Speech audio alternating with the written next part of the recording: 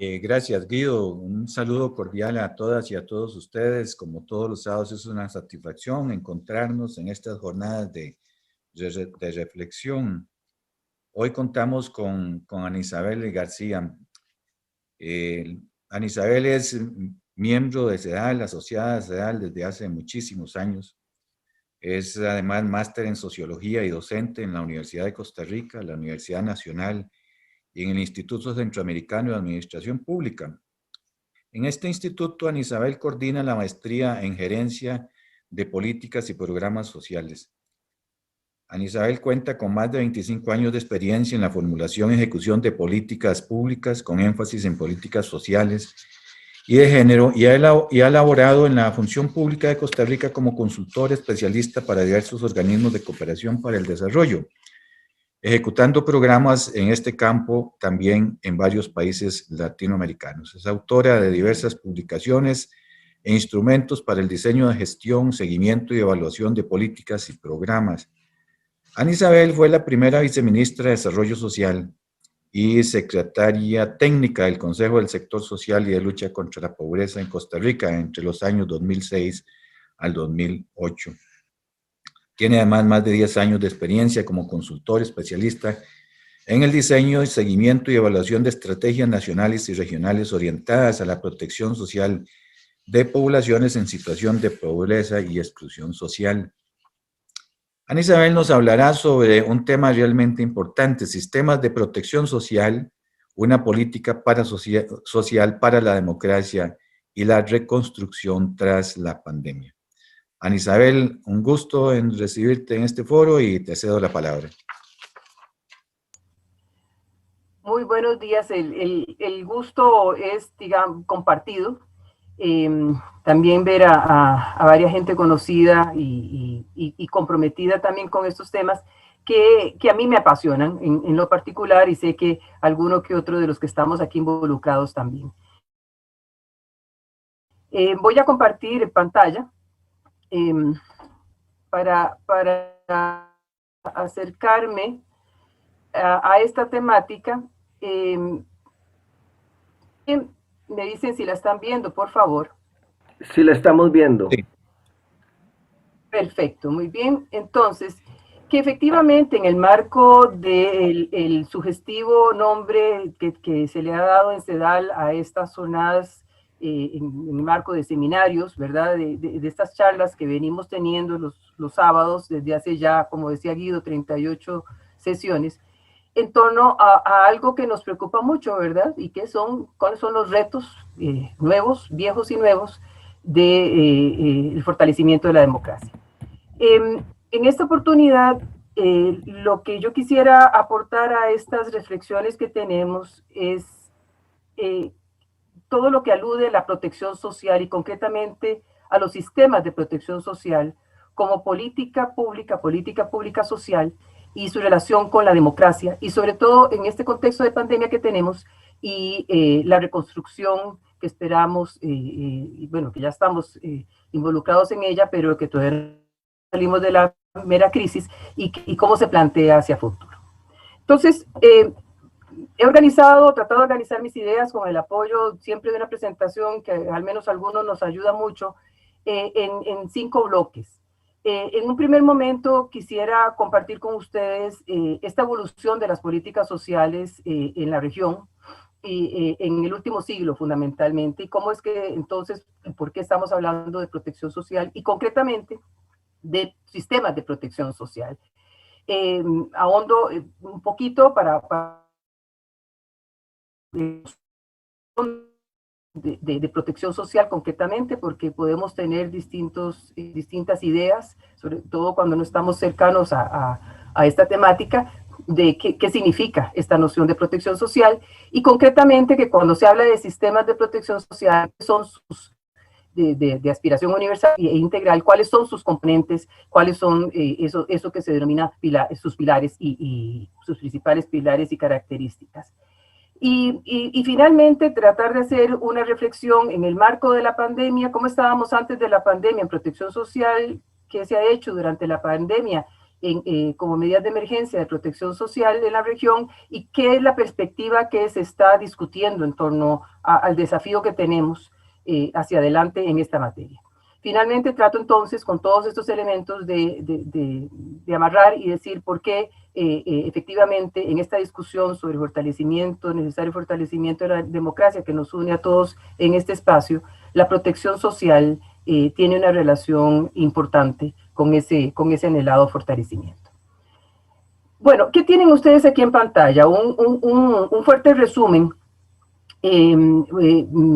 de lo que ha sido la evolución, como desde mediados digamos, del siglo pasado, un poco antes, a la actualidad, en cuanto a los principales enfoques de las políticas sociales que se han desarrollado en nuestra región latinoamericana y que para quienes somos de Costa Rica también yo voy a estar aludiendo un poquito a ello, porque por donde, bueno, del país que pertenezco, pero también porque efectivamente hay una buena parte de nosotros que estamos acá y que somos de acá, y esa reflexión ombliguista siempre nos jala, pero no voy a estar hablando de América Latina en general.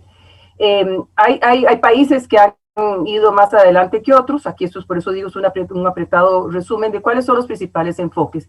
Y entonces podemos ver que al inicio, ¿verdad? Al inicio de lo que vemos como políticas sociales en los años 40 y 50 fue una visión sobre todo asistencial, ¿verdad? Para apoyar, para minorar todas las desventajas de la población en situación de pobreza. Ese era el enfoque fundamental.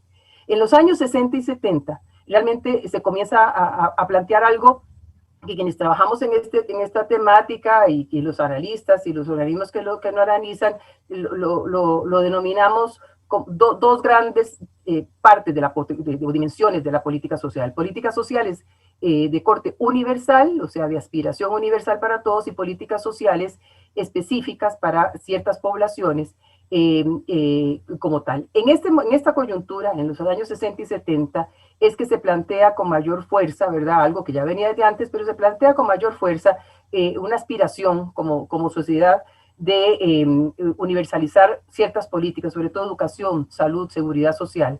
Y también se plantea la justicia social, ¿verdad? Y de lucha contra la pobreza, ¿verdad? Se posiciona como grandes enfoques. Y como les digo, es a partir de ahí que uno puede identificar dos formas digamos, dos dimensiones de la política social, más claramente.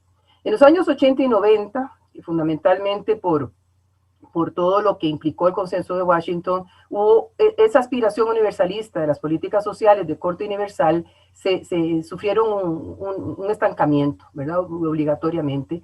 Y ahora vamos a ver en una siguiente filmina un poco más de esto, pero sufrieron un estancamiento y propio de estas medidas a las que los países se vieron sometidos, o tomaron sus propias decisiones al respecto, se focaliza, se tiende a la focalización sobre todo para segmentos de población en situación de pobreza en ciertos territorios, ¿verdad?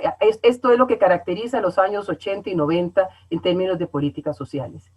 A partir de los años 90 y el primer decenio de nuestro siglo, se recupera esa aspiración de contar con políticas sociales de corte universal de amplia cobertura, ¿verdad? Realmente para todos, y se pone, digamos, mucho énfasis en una modalidad en las políticas sociales selectivas de transferencias monetarias condicionadas, que buscaban, sobre todo, no eran nuevas, pero se ponen, en algunos países sí, fueron totalmente nuevas, en el nuestro no era nuevo, pero se pone sobre todo mucho énfasis en ello como una modalidad de política social selectiva que pretendía distanciarse del asistencialismo y de la focalización que en alguna medida, y que hay varios, digamos, ejemplos que podríamos hablar de ello, resultó siendo excluyente. Es decir, por ejemplo, se trabajaba solo con extremos, eran programas para una cantidad determinada de personas y hogares en extrema pobreza en unos distritos y no en otros, y no con todos los extremos pobres ni con todos los pobres, ¿verdad? Eso es la focalización. Las transferencias monetarias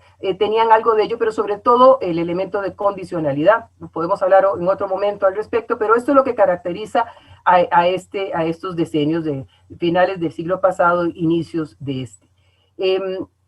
A partir del 2010, el énfasis se está poniendo, y lo estamos viviendo todavía, en esta noción de protección social, que antes se trabajaba, yo diría que de manera muy puntual, ¿verdad? En algunos países se habló de redes de protección social, o se hablaba de protección social para un segmento, protección social para niños, ¿verdad? Entonces, pero realmente a partir del 2010 en adelante, de lo que se está posicionando, se estaba posicionando y esperemos que se siga posicionando, ese es parte de mi mensaje, es la noción de protección social, pero bajo una nueva concepción no nueva para Europa, pero sí nueva para los países latinoamericanos que estaban haciendo algunas otras cosas con esos enfoques que les he dicho, con una visión sistémica, integral de la política social. En esta filmina que yo uso, suelo usar en mis clases en esta maestría que mencionaba Carlos, centroamericana de gerencia social, lo que se muestra, y no pretendo ahora desarrollarla porque no viene al caso, lo que quiero es mostrar cómo la evolución de las políticas sociales en América Latina se relacionaban con el bloque de abajo. Vean que tenemos ven mi cursor, se está viendo el cursor ahí. Sí, se está viendo, Anisabel. Entonces ven aquí una línea del tiempo, ¿verdad? Nuevamente más o menos aquí marcada por decenios. Y entonces el bloque de arriba, lo que tenemos es dividido, algo que no voy a entrar, como en términos de inicio de ciertos énfasis o enfoques en políticas sociales, hay algunos países que estaban más rezagados que otros, que veníamos, por ejemplo, Uruguay, Argentina, Costa Rica y México, trabajando en estos mismos periodos de una manera, ¿verdad? Digamos, había un cierto rezago. No viene al caso ver esto, pero vean sobre todo quizás las dos líneas en lila, ¿verdad? Que están arriba, periodizadas, pero relacionadas con el ciclo económico de acuerdo a esa periodización que está acá, esta evolución.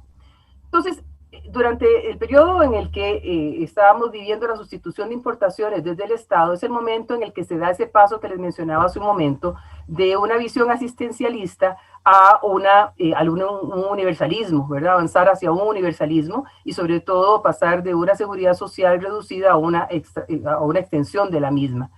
Y en las políticas sociales de corte específico, selectivo, seguimos con una mirada, no únicamente, pero fue énfasis en pobreza y de corte asistencial, pero ya se comienzan a plantear desde un enfoque más de derechos y de justicia social. Este es este periodo con respecto al ciclo económico. Con la crisis de los años 80, esta aspiración que comenzó a plantearse durante todo el periodo anterior de universalizar, de abarcar, de tener amplias coberturas de nuestras políticas sociales en educación, en salud, en seguridad social, necesariamente con las medidas, con la crisis de la deuda y su consecuente aumento en cargas fiscales y la privatización de servicios, y de las recomendaciones y de hecho las acciones que se tomaron para focalizar en ciertos segmentos de la población, eso es lo que caracteriza las políticas sociales en esta coyuntura, ¿verdad? Entonces vemos cómo efectivamente tiene una relación lo que está pasando en el ciclo, con respecto al ciclo económico, con las medidas de, digamos, las políticas sociales. Posteriormente, con el crecimiento económico a partir de los años 2000 y por, digamos, unos 15 años, con ese crecimiento económico, boom de los commodities que hemos vivido, y sobre todo lo que se denomina el regreso del Estado, que en el periodo anterior había sido una tendencia, sobre todo el Consenso de Washington, hacia, ¿verdad?, la privatización, la reducción del Estado. Aquí volvemos al Estado, ¿verdad? Se vuelve a plantear que el Estado es importante y que tiene un papel que jugar.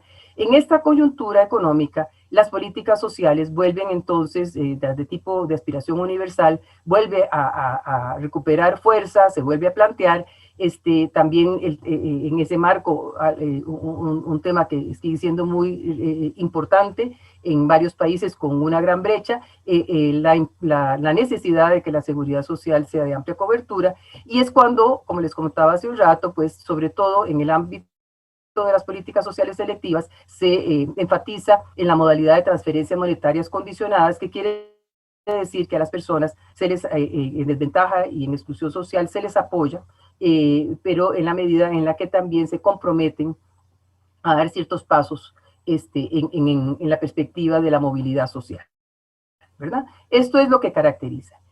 Y bueno, ¿qué pasa a partir del 2015? Bueno, hay un agotamiento de ese auge económico que estábamos viviendo, digamos, en los 3 quinquenios anteriores, en general en la región, unos países más que en otros, pero es en este momento en el que en políticas sociales el enfoque y el impulso se comienza a decir, miren, tenemos que dar un salto, no podemos seguir trabajando segmentadamente, tenemos que trabajar con visión de protección social, con visión sistémica e integral, y tenemos que mejorar nuestras políticas sociales selectivas, sobre todo para armonizarlas y que se hablen las selectivas con las universales en general.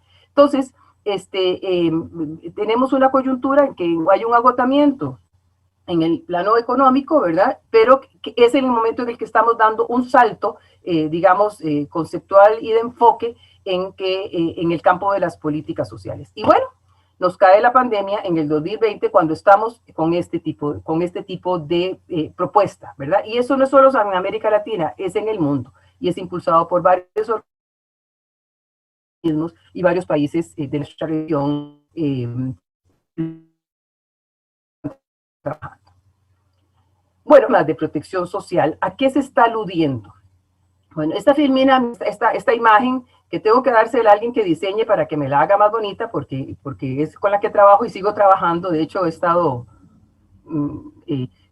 trabajando con ella también fuera de Costa Rica y la uso muchísimo. ¿Qué es la noción de sistema de protección social? Bueno, este primer círculo tiene que ver con las políticas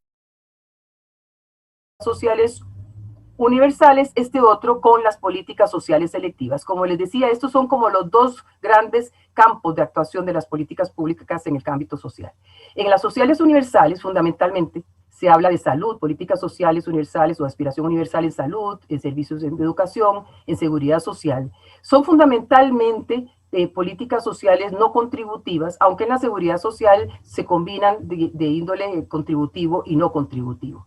Y en las políticas sociales selectivas son todas aquellas que van dirigidas a las personas y hogares en situación de pobreza, personas que tienen alta dependencia o poca dependencia, pero que efectivamente requieren del apoyo social y público de poblaciones excluidas y discriminadas.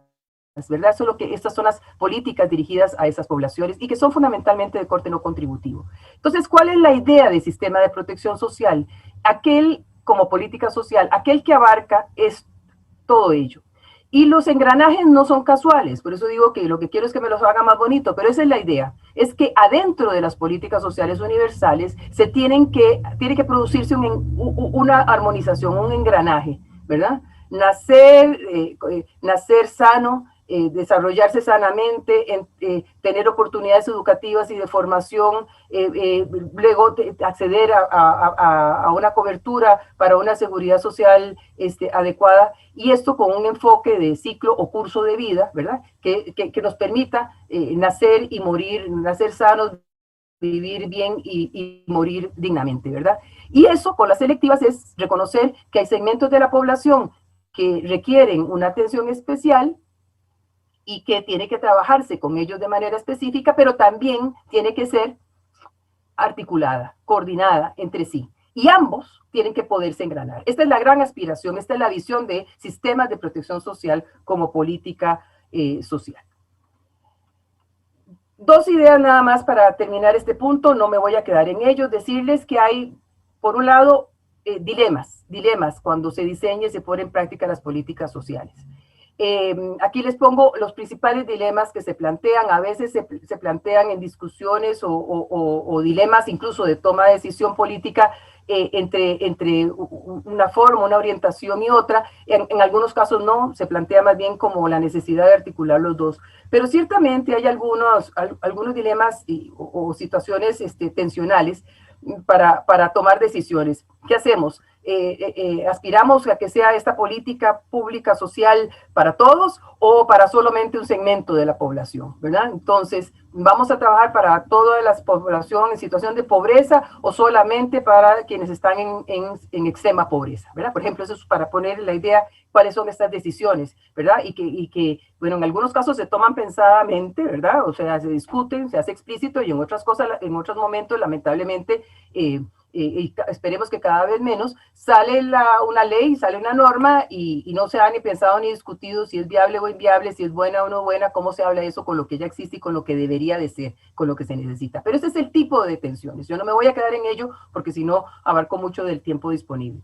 Pero efectivamente se discute entre si focalizar o más bien hacer una selección, ¿verdad? Entre si son programas y medidas de corte promocional o asistencial. Bueno, en realidad hoy sabemos que tiene que hacerse de las dos, ¿verdad? Y así efectivamente se dan este tipo de tensiones, digamos, en el diseño, en la formulación y también en la implementación, insisto, en algunos casos de manera explícita y en otros simplemente se va dando y no está como muy bien, muy claro, pero los que trabajamos en este tema y cada vez, yo diría cada vez más, tenemos más cuerpo de gente de nuestros países que se han ido especializando en esto y que entonces tratan de contribuir en estas discusiones y sobre todo en las decisiones, ¿verdad? Porque no es solamente hacer el bien, tratar de hacer el bien con la política social, porque creemos que hay que hacer el bien, porque estamos convencidos de derechos y de justicia y demás, sino que eso tiene técnica. Las políticas sociales, como las políticas económicas y financieras, tienen técnica detrás, ¿verdad?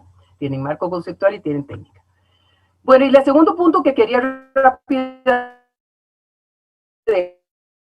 aquí para cerrar esta ética social, políticas en este ámbito, en nuestra región, es que hay dos preguntas fundamentales que suelen no hacerse, que se toman a la ligera, diría yo, que se toman por dadas, ¿verdad? Y es que creemos que las políticas de aspiración universal son realmente universal y que las políticas selectivas, cuando nos dan una cifra, creemos que es mucho poco, o sea, nos imaginamos cualquier cosa, pero no tenemos en general la sociedad no contrasta contra lo que debería de ser. En el campo de las políticas sociales universales, realmente hay muchos países que han avanzado, que hemos avanzado mucho en la cobertura en cuanto a educación, a salud y a servicios básicos como agua, saneamiento, ¿verdad? Por poner algunos ejemplos. Pero hay una amplia mayoría de países en América Latina en donde la educación todavía es deficitaria, hay en torno a un 20% de la población en la que no tiene acceso real a opciones educativas y también lamentablemente servicios de salud hay al menos una mitad de la población que no accede, ¿verdad? Eso estamos, eso es prepandemia, ¿verdad? Como tal, pero como una foto prepandemia, pero esta es una situación. Entonces, ¿cuán universales realmente son nuestras políticas sociales universales, que las llamamos así, ¿verdad?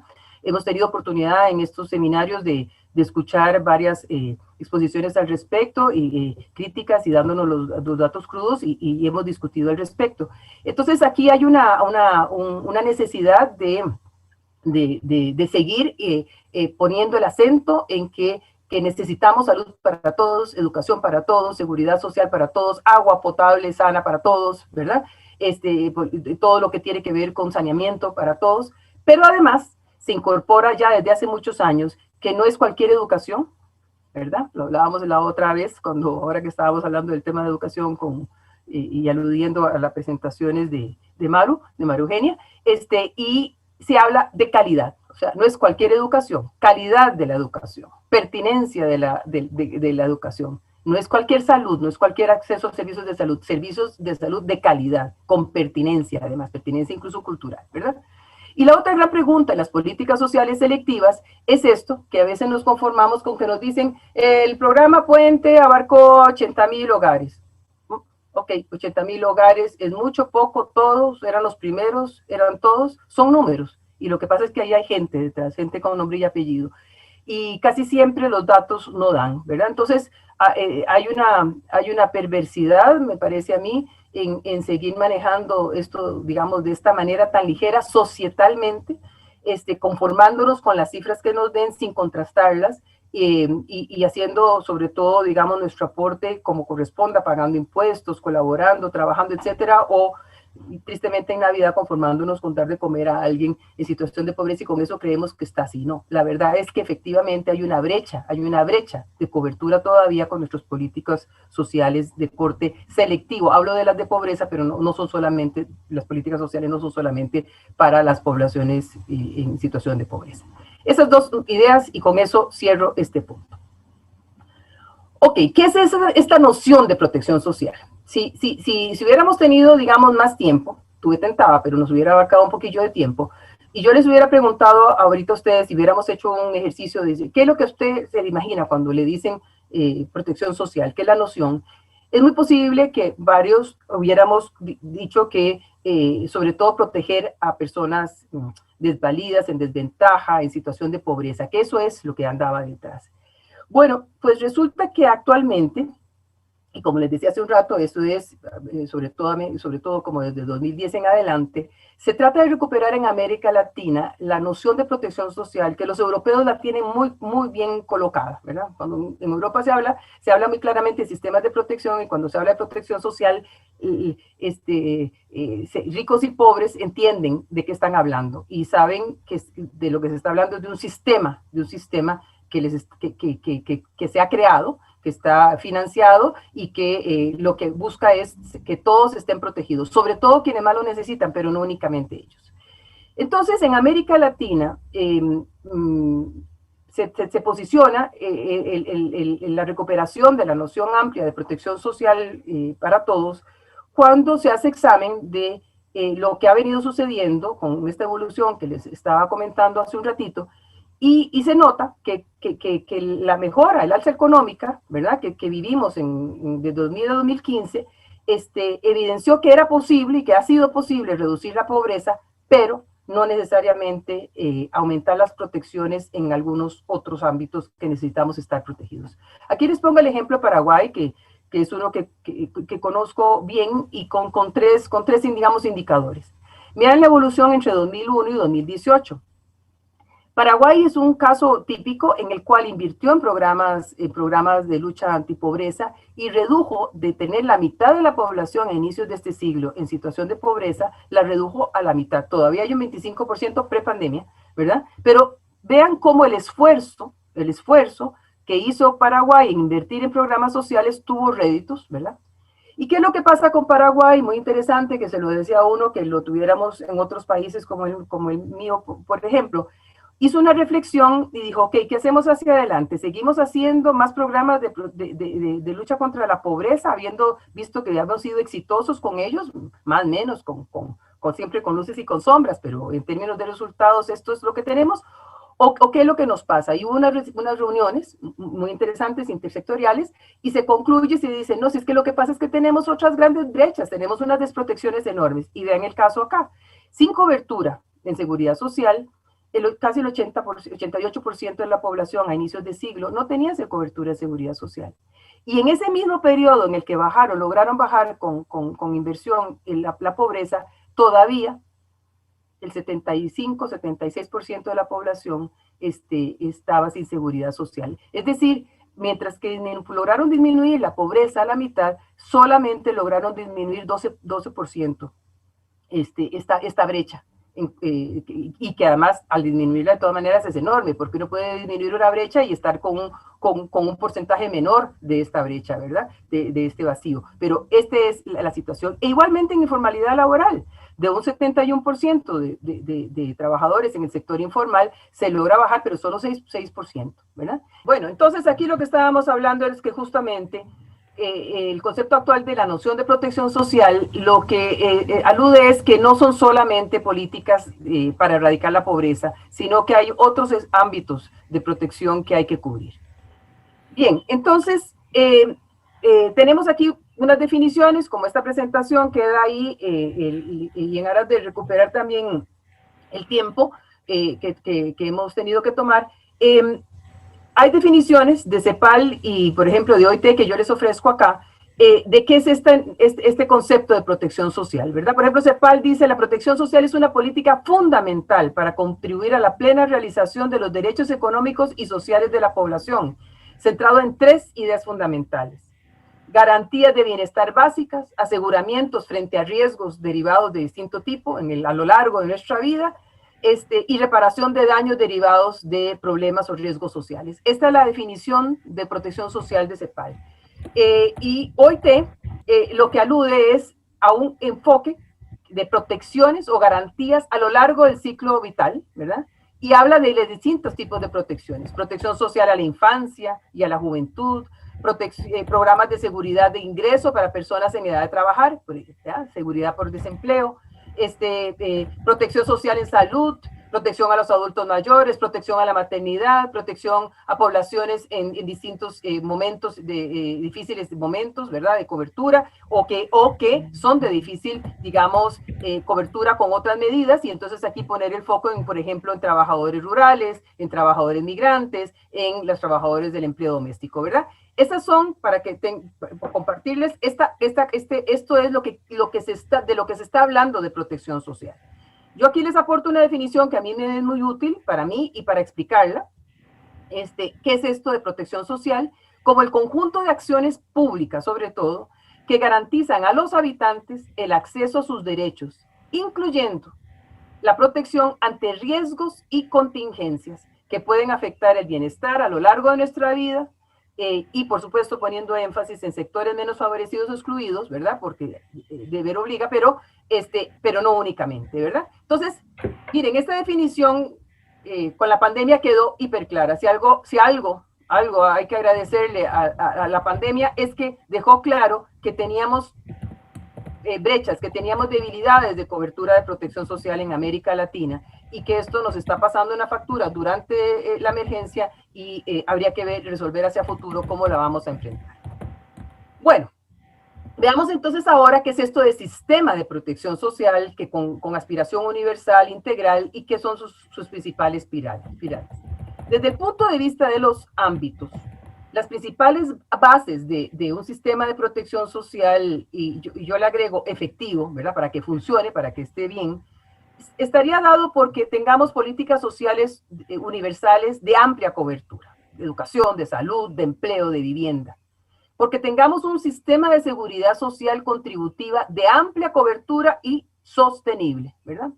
Gran tema de fondo, sostenible, ¿verdad? No solamente que cubra, sino cómo logramos que sea sostenible. Y 3, que tenga, desde el punto de vista de los ámbitos, políticas sociales de corte selectivo dirigido a las poblaciones en desventaja que merecen una atención especial, fundamentalmente que son de corte no contributivo, pero que sean consistentes. Políticas sociales selectivas consistentes, para que sean efectivas. Desde el punto de vista de la gestión, las principales bases de los sistemas de protección social es que tengan una alimentación suficiente con recursos, de recursos financieros, de recursos técnicos, de recursos institucionales y humanos, ¿verdad? O sea, esto no se hace ni con poquita gente, no tiene que ser mucha, tiene que ser, eso sí, la idónea y puesta y colocada en donde corresponde y con las capacidades desarrolladas y fortalecidas como corresponde. Suficiente inversión pública, suficiente institucionalidad y sobre todo calidad de esa institucionalidad, ¿verdad? Hay que hacer un uso eficiente de los recursos que se emplean en esta dirección, y esto alude fundamentalmente a la articulación de los programas, a la eliminación de corrupciones de distinto tipo en distintos niveles, no solamente la corrupción alta, sino la corrupción que se da en el funcionario, en la atención del servicio de salud, todo esto, ¿verdad?, que sucede diariamente en el ámbito de los servicios sociales, y sobre todo pasar a no trabajar a ciegas, ¿verdad? Que es un énfasis que en los últimos años se está dando mucho, que va a costar, pero que es necesario, porque además hay que asegurarlo con protección de datos, con pertinencia y demás, pero que necesitamos sistemas de información integrados que nos permitan orientar, saber cómo estamos trabajando con las políticas sociales, su cobertura, su pertinencia, su anhelada articulación virtuosa, pero también efectivamente saber en dónde están las brechas y dónde se tiene que cubrir.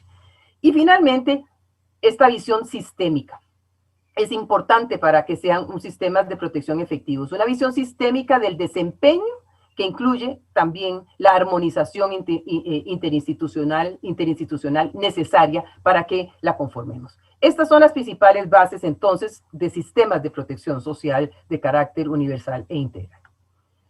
Si uno hace un repaso en América Latina, yo aquí les comparto un cuadrito como de doble entrada, en la que podemos ver dos cosas, digamos, podemos poner algunos ejemplos de países en América Latina que tienen mecanismos y si son fuertes o si son débiles y si tienen visión sistémica o no.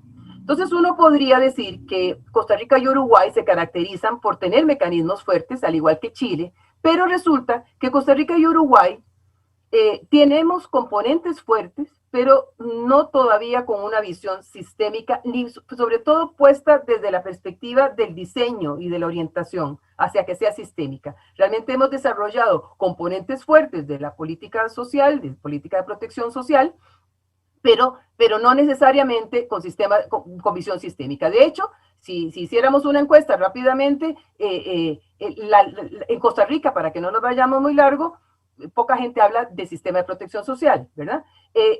Como sistema de protección social, no se alude a eso, no es una noción que se maneje. Y Chile tiene una visión sistémica reciente, habrá que ver efectivamente durante la pandemia y pospandemia qué irá a pasar. Pero esto es lo que se puede, digamos, uno podría poner estos tres ejemplos de mecanismos fuertes, de países que tienen mecanismos fuertes de un sistema de protección social, unos con visión sistémica, digamos, desde el diseño, desde la intencionalidad, y otros que tenemos componentes importantes. Mientras que tenemos países que tienen mecanismos débiles, como Perú, Guatemala, El Salvador y Paraguay también, solamente que Paraguay tomó la decisión reciente de diseñar un sistema de protección social, como les comentaba, porque hicieron un balance de lo que habían avanzado y dijeron, ups, pero tenemos unos ámbitos de desprotección social y esto hay que cambiarle la lógica. La política social no puede ser, la política de protección social no puede ser solo política antipobreza, sino que tenemos que abarcar a las otras desprotecciones. Bueno, eso es para darles una idea de cómo es que estamos. Yéndonos a Costa Rica, yo me hago este semáforo, ¿verdad? Esta calificación en semáforo que se puede objetivizar más, pero para dar una idea de basado en lo que acabamos de ver, cómo se podría más o menos medir cómo anda la situación. Bueno, entonces, por ejemplo, ¿cómo anda la situación en Costa Rica en las políticas sociales universales? Bastante bien, con vacíos, como hemos visto, con brechas, con problemas de calidad también, sobre todo en gestión, pero bastante bien, por eso un verde. En seguridad social contributiva, con problemas, como todos sabemos, pero en términos, digamos, de cobertura y de inversión y demás, bastante bien, ¿verdad? Ahora, ¿qué pasa con las políticas sociales selectivas no contributivas? ¿Por qué le pongo un amarillo anaranjado? Porque tenemos una importante batería de programas sociales selectivos, pero desarticulados, con problemas de duplicidad, no tanto de filtración, pero sí de duplicidad y demás, que han sido ampliamente señalados y criticados, y que eso hay que entrarle para mirar para mejorarlo, y hay distintos análisis y propuestas que se han hecho, que hemos hecho, y que todavía no se logran consolidar. ¿Qué pasa con la inversión? Tenemos suficientes, tenemos importante inversión, podría ser y debería ser más, pero claro, ahí es donde viene la discusión, más, pero bien gestionados, ¿verdad? Pero entonces, por eso les pongo un anaranjado. ¿Y qué pasa con el uso eficiente de los recursos? Ahí es donde tenemos un rojo, ¿verdad? Digamos que el gran cuestionamiento es una importante inversión creciente, además, en los últimos 15, 20 años, 15 sobre todo años, hemos venido creciendo en inversión, en creación de unos cuantos programas y una serie de estrategias, pero la pobreza no venía bajando. No hablemos ahora durante pandemia, que ahora subió, pero no bajaba. Hay algo que en la gestión no estamos haciendo, estamos invirtiendo más, pero hay algo que no lo estamos haciendo eficiente. Y en la visión sistémica, como insisto, y la articulación interinstitucional, todavía tenemos un grave problema. Entonces, ¿qué es lo que yo digo en el caso de Costa Rica? Y lo digo abiertamente. Yo creo que tenemos componentes fuertes, pero los engranajes andan un poco, ahí están, engranajes importantes, desarrollo importante en ellos, pero no están debidamente articulados por una debilidad de coordinación interinstitucional y de esa ausencia de visión sistémica. No hablamos en Costa Rica en general de sistema de protección social, ni sistema de políticas sociales, no se habla.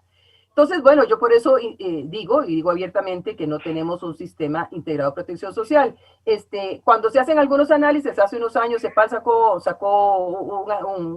un estudio, digamos, un informe en el que decía sistemas de protección social en América Latina, y entonces uno decía, ok, el caso de Costa Rica, y cuando uno lo leía adentro no hay nadie de los que participaron en ese estudio, ninguno puso en ningún lado que había un sistema de protección. El título de CEPAL era Sistema de Protección Social en Costa Rica, porque es como la mirada desde afuera, ¿verdad? Digamos, analíticamente se puede saber que eso alude a un sistema de protección social. Ahora, otra cosa es que Costa Rica lo esté trabajando así, ¿verdad? Bueno, esta es la idea de la conclusión que les quiero compartir sobre Costa Rica.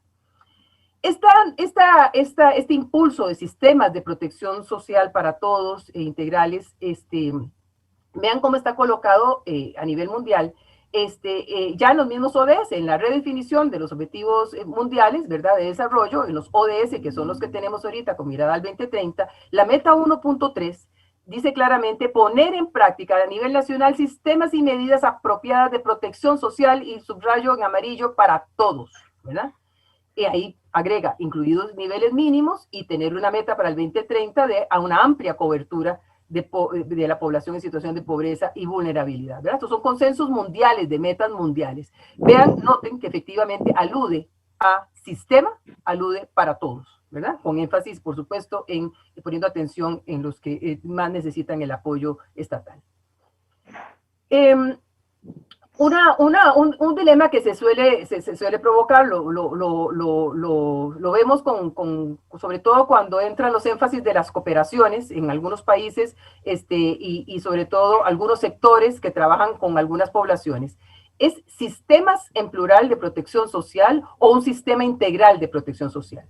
Bueno, en realidad se está aludiendo sobre todo a un sistema integral de protección social, un gran sistema de protección social que está conformado por componentes y por subsistemas, ¿verdad? Es complejo, ¿verdad? Porque todos hablamos del sistema de seguridad social, el sistema de salud, ¿verdad? Hablamos el sistema de protección de la niñez y la adolescencia, el sistema de protección a los adultos mayores, ¿verdad? Bueno, pero todo eso es lo que tiene que formar parte de un gran sistema integral.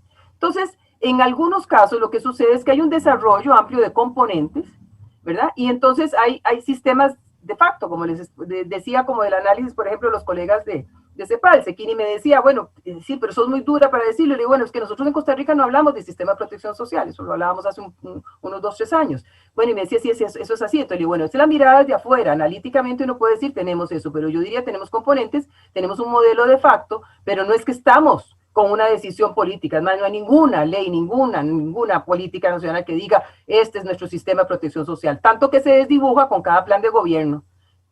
Ahora no tenemos ni sector social, ahora tenemos áreas de especial atención en el Plan Nacional de Desarrollo, y todos los temas sociales están metidos bajo un área que se llama de seguridad nacional. O sea, se desdibuja cada 4 años, ¿verdad? Entonces, bueno, no hablamos de sistemas de protección social. Bueno, esto es lo que quiero decir con que hay modelos de facto de estos sistemas, este sistema integral de protección social, y que a lo que se orienta es a un diseño sistémico, ¿verdad? Que no es más fácil decirlo, pronunciarlo que hacerlo, pero no es lo mismo tener la intención de ir a una visión sistémica de protección social para todos que no tener esa visión, ¿verdad? Entonces, porque si no seguimos creando y haciendo cosas, y se hacen cosas, pero no necesariamente sacamos el mejor partido de ellas. Cuando se habla de sistemas de protección social, les decía que se hablan de pilares. Fundamentalmente se habla de 3 pilares, con distinta denominación, depende de quien lo plantee, pero coincidente en lo que buscan, en los pilares, en lo que tienen los pilares así. La OCDE tiene esta definición, que es un marco que contiene 3 pilares de protección social. Ellos lo llaman de asistencia social el primero, previsión social el segundo, que alude a la seguridad social, y lo que tiene que ver con el mercado de trabajo. Y eso sí, lo que dice es que aparecen integrados, es decir, que aspiran a ser integrados, o como mínimo dice, coordinados, ¿verdad? Porque aquí la palabra clave es articulación, no la dicen ahí, pero la palabra clave es articulado, no es cualquier coordinación, es que realmente se articule. Bueno, esta es la definición entonces de sistemas de protección social.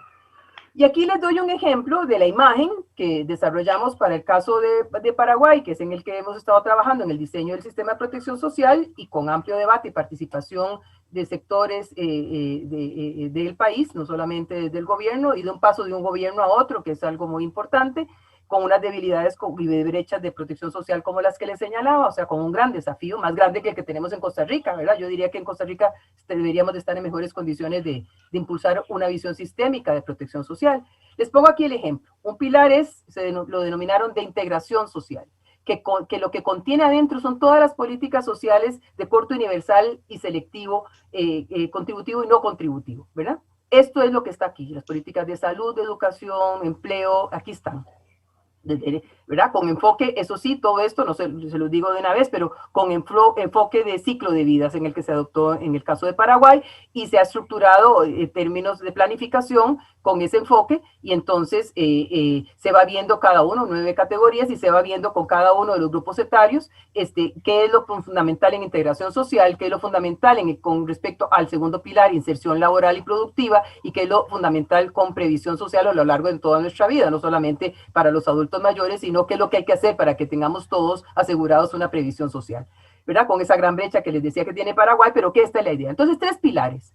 Uno de integración social, que contiene lo que les decía, las políticas sociales de universales y selectivas. Un pilar de inserción laboral y productiva, que busca sobre todo avanzar, ampliar el trabajo decente, que tiene que ver con la inclusión de los trabajadores informales, la formalización del empleo y las políticas de empleo.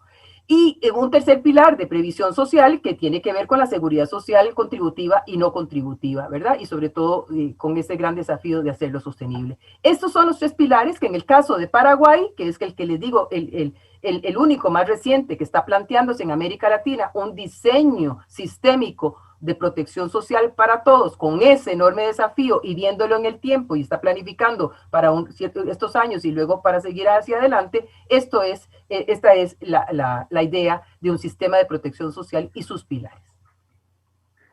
Bueno, paso entonces ahora a ver qué es lo que pasa con la protección social prepandemia, durante las medidas de protección social, durante la pandemia, y qué es lo que se está viendo, pensando con mucha preocupación hacia adelante. Bueno. La verdad es que, como nos dice CEPAL en su reciente Panorama Social 2020, que fue presentado hace pocas semanas, como tal, el panorama social que saca todos los años con respecto al año anterior, CEPAL nos pone claro que la pandemia dejó al descubierto, ¿verdad? Nosotros decimos, desnudó las debilidades de protección social que teníamos en la región antes de que nos cayera esta bomba. Dice CEPAL, la región enfrenta la pandemia con grandes brechas de cobertura de los sistemas de protección social y señales recientes de deterioro. Ese es el diagnóstico. Brechas importantes de cobertura, así lo llama, de sistemas de protección social, más allá que lo tuviéramos o no, y señales de deterioro. Previo a la crisis, da estos datos. Solo el 47% de las personas ocupadas estaban afiliadas o cotizaban a los sistemas de pensiones en la región. Solo el 60% estaban afiliadas a cotizaciones a los sistemas de salud. Solo una cuarta parte de las personas mayores de 65 años no tenía pensiones. No solo no, más bien al revés. Un montón.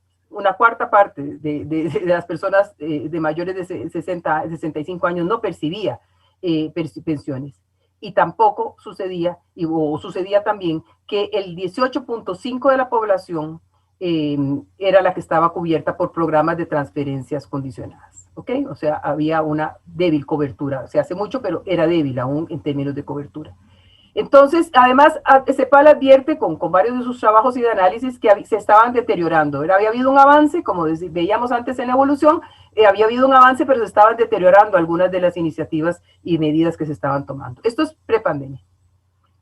¿Qué pasa durante la pandemia?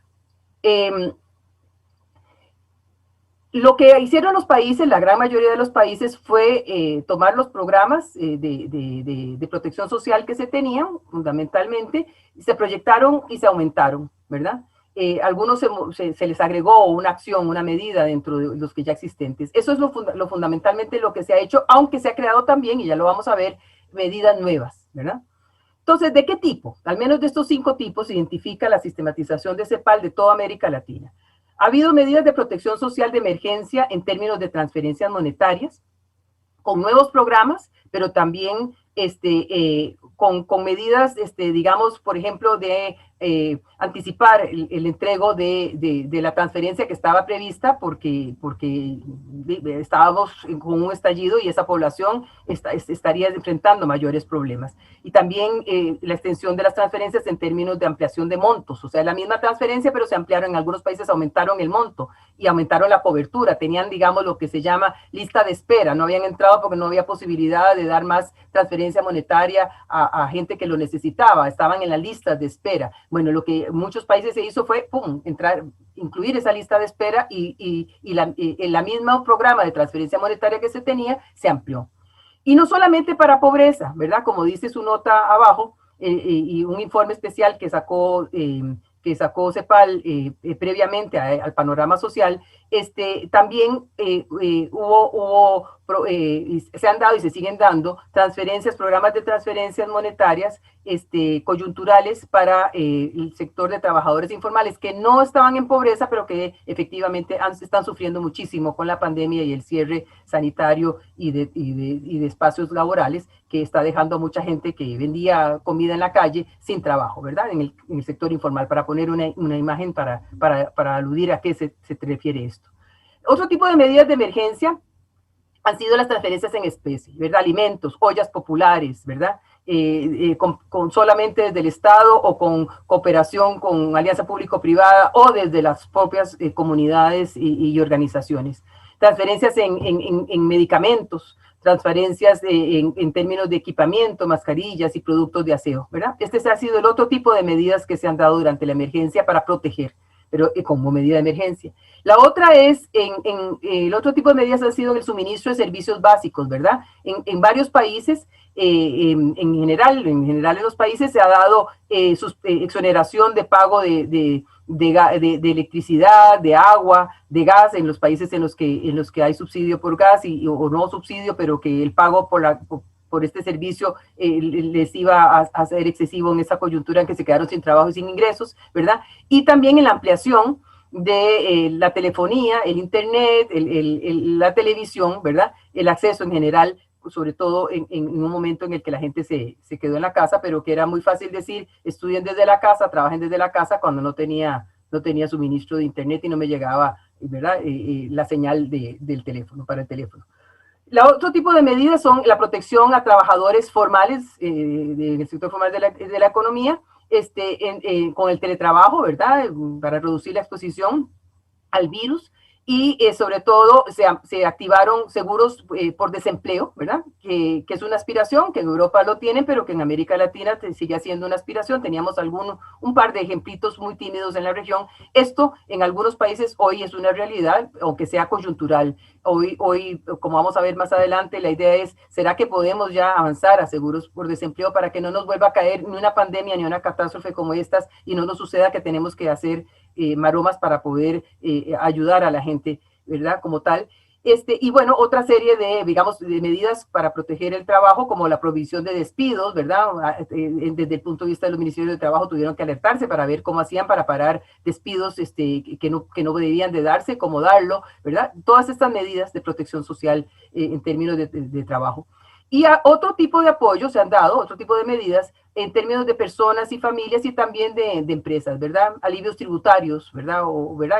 Una condonación, una postergación del pago de ciertos impuestos, facilidades en créditos e hipotecas, ¿verdad? No me voy a extender en esto, y control de precios también, ¿verdad? A ver que no se inflara las cosas. En muchos países han tenido que intervenir para ver que no subieran los precios de las mascarillas brutalmente ahora que eran una necesidad, para poner un ejemplo. O el alcohol, ¿verdad?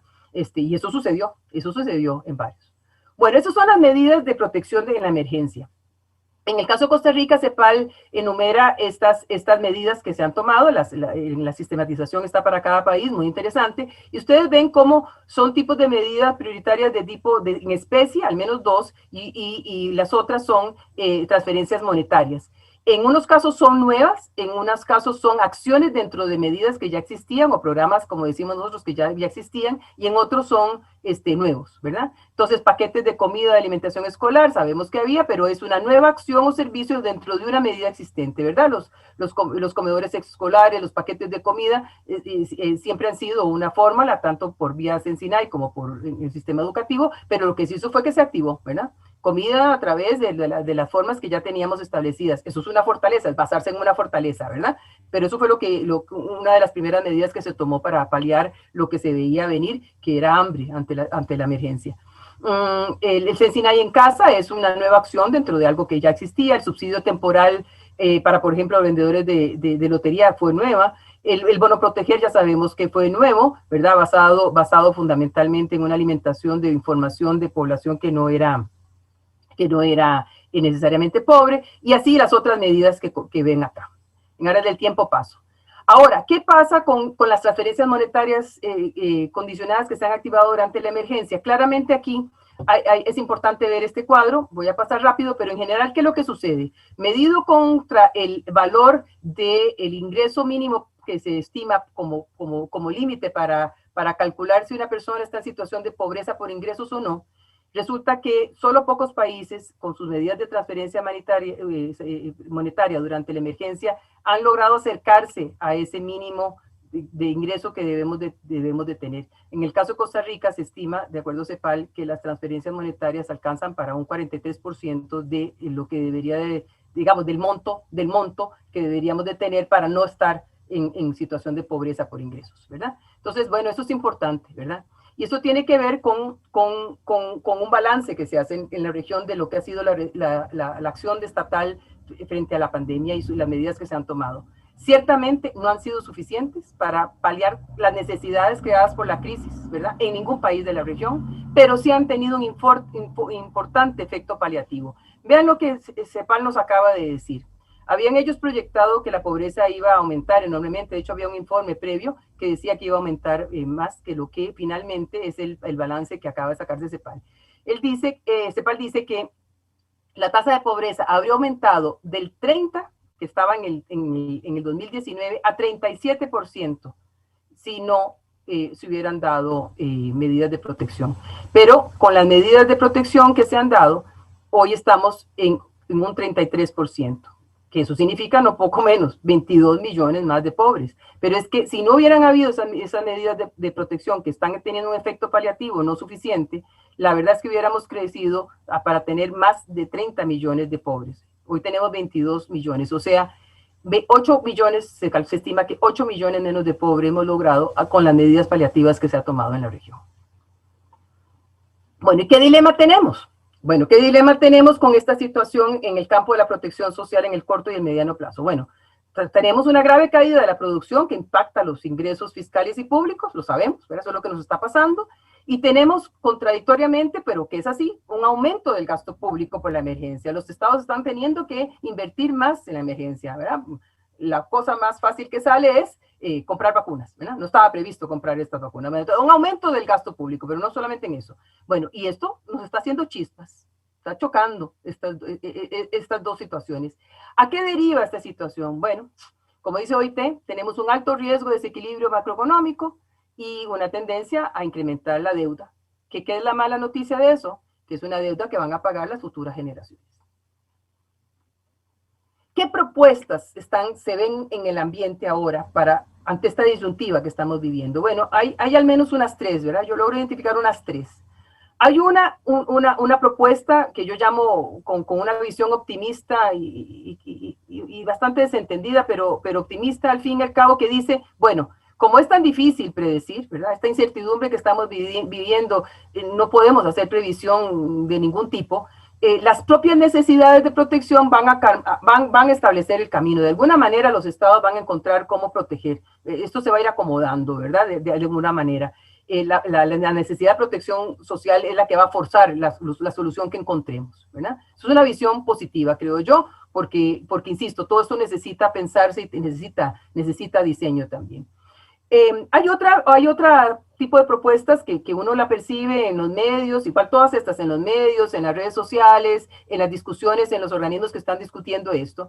Hay otra que se percibe que estamos teniendo una visión que podríamos decir también voluntarista, pero sobre todo no solidaria, ¿verdad? Es aquella que dice, bueno, el Estado tendrá que ver cómo lo resuelve. Yo en mi sector, ¿verdad? Voy a presionar para que me abran mi ámbito de trabajo que lo tengo cerrado por medidas sanitarias.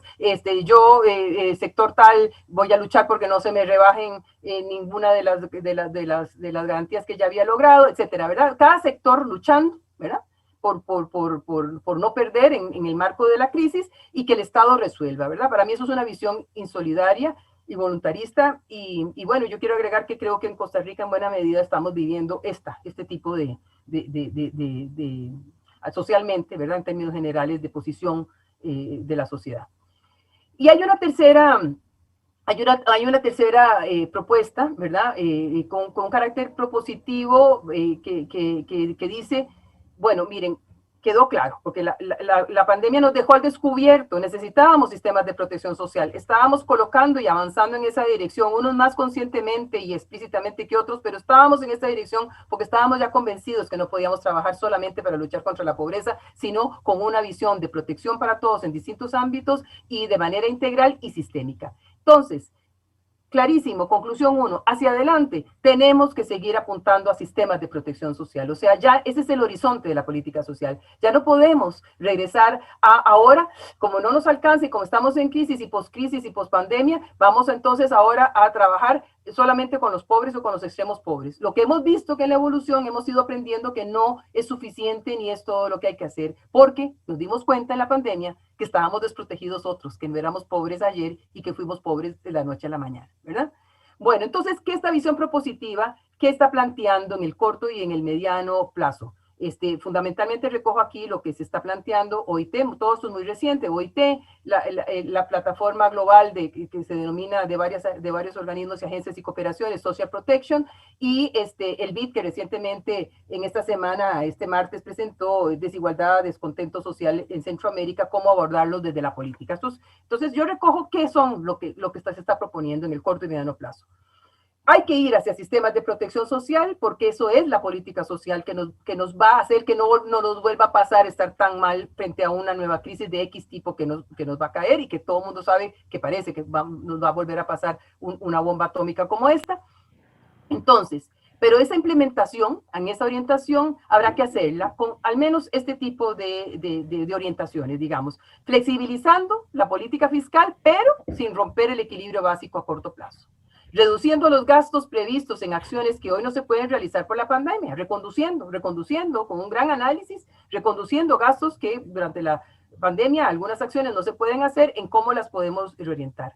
Usando y reconduciendo acciones de protección de emergencia que hoy se están implementando hacia el establecimiento de sistemas integrados. O sea, por ejemplo, el caso que les menciono, bueno, si hubo un avance, por ejemplo, en la identificación y el llegarle pronto y de manera oportuna a la gente en varios países de la región, y con medidas, digamos, para dar un ingreso durante la emergencia, bueno, pues, ¿cómo hacemos de eso que no sea una flor de un día durante la emergencia y luego la volvimos a abandonar? Bueno, porque eso que se necesita siempre, ¿cómo hacemos para seguir hacia adelante en esta dirección? Otra, aprovechando los cambios inducidos por la pandemia para ir hacia ese sistema de protección social. Teletrabajo, las nuevas tecnologías, ¿verdad? Otra, el cierre de la brecha digital, ¿verdad? Bueno, ¿cómo hacemos? De la mejora de la calidad, ¿cómo hacemos, digamos, de la docencia, etcétera? ¿Cómo hacemos para efectivamente aprovechar estos cambios que la pandemia nos empujó a tenerlos y que estaban por ahí en algunos casos medio dormidos, que ha sido un reto, unos países lo han podido, digamos, aprovechar mejor que otros, y hacia futuro, ¿cómo hacemos para que esto oriente a sistemas de protección social? Y por último, aprovechando, digamos, aceptando que hay que priorizar, ¿verdad? Porque hay unos peores que otros, ¿verdad? Que en esta crisis y en otras que puede haberlo, pero tendiendo un puente hacia la integralidad. Como les decía, digamos, evitar caer en la focalización como no podemos hacerlo todo, ¿verdad? Entonces vamos a hacer solamente esto, ¿no? Porque ya nos dimos cuenta que no era solamente para un sector de la población. Tenemos que estar protegidos, sentirnos que tenemos un sistema que nos protege, es un sistema público nacional. Y impulsando, por tanto, esa visión sistémica. Bueno, ¿qué disyuntiva tenemos para la reconstrucción con esta situación en el corto y mediano plazo? Bueno, tenemos una crisis sanitaria y socioeconómica que ya nos avisan, y estamos claros, no se acaba en este año, por más que quisiéramos y nos vacunen a todos, que está un poquito difícil, ¿verdad? Pero no se acaba, ni aunque nos vacunen. Parece que desde el punto de vista sanitario esto se alarga en el tiempo para que podamos sentirnos con mayor seguridad frente al virus, pero en el plano socioeconómico, la crisis de hoy, no hemos visto lo peor, está por darse, ¿verdad? Está por darse, y hay un horizonte que se menciona hacia el 2023. Entonces estamos en medio de la crisis, ¿verdad? ¿Qué cosas se están viendo? Bueno, hay un aumento del malestar social por distintas razones, ¿verdad? Percepción de mayor injusticia social, aumento de desconfianza hacia instituciones y personas, evidencia de la corrupción, mala gestión, no les pongo más ejemplos, pero cada uno se imaginará y sacará el titular del periódico, y disfunciones de la democracia. Eso es lo que se está dando, y hay un aumento del malestar social. Ese aumento del malestar social puede llevarnos a una bombita a la izquierda, hacia conflictos, digo a la izquierda de la pantalla, hacia conflictos sociales abiertos, ¿verdad? Eso es una disyuntiva, eso es lo que nos puede estar pasando, de hecho está pasando en varios países, conflictos sociales abiertos, sostenidos o no. En unos países hay graves situaciones, ¿verdad?, que las estamos viendo en los medios. Esto es lo que nos está pasando. Bueno, y tenemos, ante esta situación de malestar social y de problemas en el marco de la crisis, acciones que están tratando de contener este malestar en el corto plazo. ¿Pero con qué fin, verdad? Y por eso lo planteo en términos de disyuntiva. Para contener el malestar social, para dar una respuesta solidaria y proactiva, ¿verdad? Y una respuesta solidaria proactiva que vaya instalando ese sentimiento de protección social colectiva, universal, aunque siempre poniendo énfasis en los que están perdiendo más, en los que están viviendo la peor, ¿verdad? Si se hace este tipo de acciones conscientemente, puede ser que logremos contribuir a la anhelada cohesión social que vamos a ver ahora, que con esto cierro, que sería, digamos, la vinculación fundamental con el fortalecimiento de la democracia. Es decir, tenemos una situación difícil, pero podemos ir a peor o podemos ir a menos peor. Bien, para finalizar entonces, con el título de este espacio, es que tiene que ver entonces la protección social con lo que hemos visto ya, ¿verdad?, con el sistema democrático. Bueno, yo parto de este consenso, que creo que nos inscribimos todos los que estamos en este espacio, menos los que nos hackearon. Hay una relación positiva, virtuosa, entre cohesión social y mejor democracia. Es decir, todos sabemos que una democracia saludable y de calidad, en tanto la construimos, la fomentamos, luchamos por que ella se dé, provoca mayor cohesión, y todos sabemos que si estamos más cohesionados socialmente, pues eso también tiene réditos virtuosos para una democracia de calidad. Parto de este consenso, ¿verdad? Y entonces también parto del reconocimiento de que estamos, eso sí, en unas sociedades hoy distintas de las que fueron del siglo pasado, ¿verdad? Que estaban más cohesionadas sobre las bases y condiciones de una uniformidad cultural identitaria que se tenía en el siglo pasado, a una que hoy estamos claros de que hay una diversidad cultural e identitaria, distintas culturas, distintas religiones, distintas razas, distintas posiciones, etcétera, etcétera. Hay una diversidad cultural, eso es lo que caracteriza a nuestras sociedades modernas actuales, ¿verdad? Entonces, ese incremento de diversidad social y de desigualdad, pues está viviendo en medio de nuestras sociedades, y la globalización lamentablemente la acentúa, ¿verdad? Hay ganadores y perdedores. Entonces, hay una relación virtuosa entre cohesión social, lograr una mejor cohesión social, y una democracia con calidad, y una relación virtuosa, contribuir. Y dos, eso sí, estamos en unas sociedades diversas, ¿verdad? ¿Cómo hacemos para trabajar en ello? Por eso, entonces, ¿qué factores favorecen la cohesión social en sociedades diversas. Uno podría identificar al menos dos, una en el ámbito, digamos, más político, que es todo lo que podamos hacer para crear más ciudadanía democrática, es con visión inclusiva, ¿verdad? Somos diversos, entonces la democracia pasa porque seamos inclusivos, ¿verdad? De la diversidad. Hay que elevar la cultura política ciudadana. Y el otro factor en el campo social es que hay que tratar de crear mecanismos que favorezcan la posición en el imaginario social de una convergencia hacia un interés por el bien común, que ya no es aumentar la clase media, digamos, para ponerlo con una referencia que podamos tener todos más claro. No, hoy, por lo que ya se venía haciendo antes de la pandemia, que se venía recuperando esta idea de que protección social para todos, para tener un sistema que nos proteja ante riesgos y eventualidades, también, ¿verdad? Y no solamente los que están en desventaja, sino para todos. Hoy, ¿cómo hacemos para favorecer esta convergencia hacia un interés común que hoy podemos y tenemos muy claro de sentirnos protegidos, de sentirnos bajo un sistema de protección social? Este es el punto en el cual les quería con todo esto decir, bueno, son los factores. Por tanto, ¿qué papel juega la protección social en el fortalecimiento de la democracia? Bueno, todos sabemos y distintas fuentes se pueden tomar al respecto, se hablan de una dimensión sustantiva y una dimensión funcional de la democracia.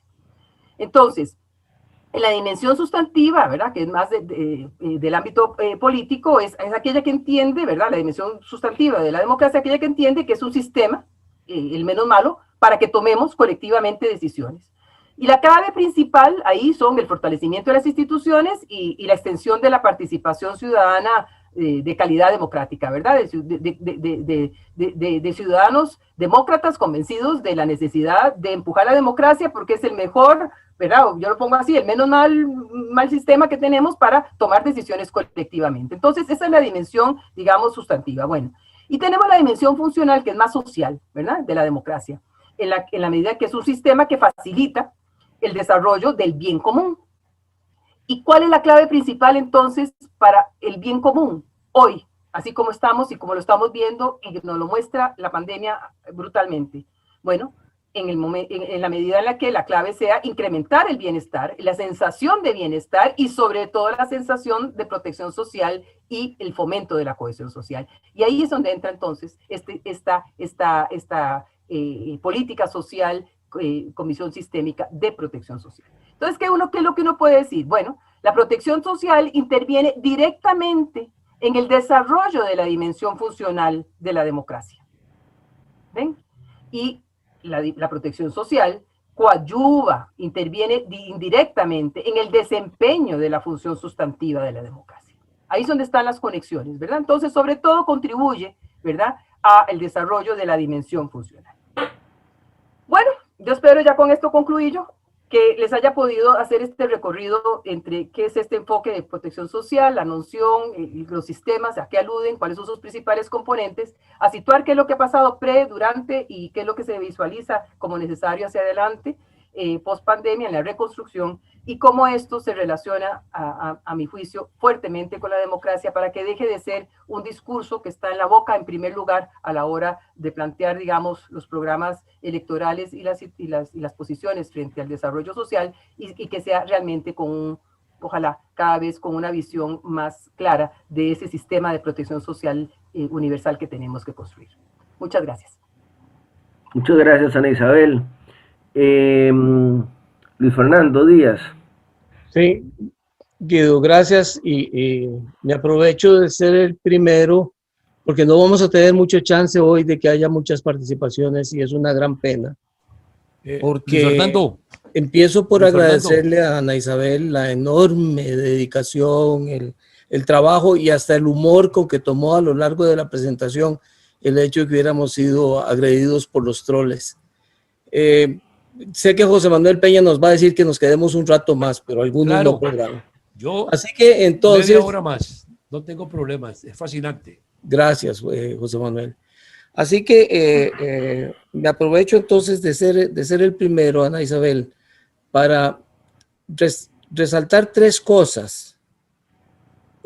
La primera es que pareciera que las cosas todas tienen un lugar y un tiempo.